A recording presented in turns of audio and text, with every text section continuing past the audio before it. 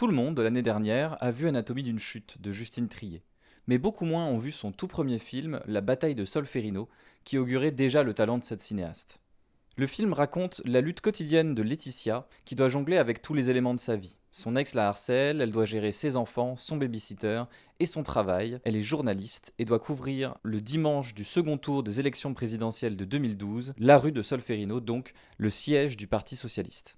Pour ce faire, Justine Triet fait le choix du documentaire et jette le jour J ses comédiens dans la foule pour leur faire jouer leur tourmente en plein milieu du rassemblement. Elle mimique le travail de son personnage en filmant de vraies interviews. Elle fait intervenir des comédiens non professionnels et elle use beaucoup du plan large pour saisir la matérialité de ses décors. En mélangeant réel et fiction, politique et intime, elle densifie chacun de ses sujets. Les drames personnels sont ridicules face à l'importance politique, et l'exaltation politique est ridicule face à la sincérité des émotions. Et voir tous ces gens croire que la France est sauvée au moment de la victoire de François Hollande, ça fait drôle de nos jours.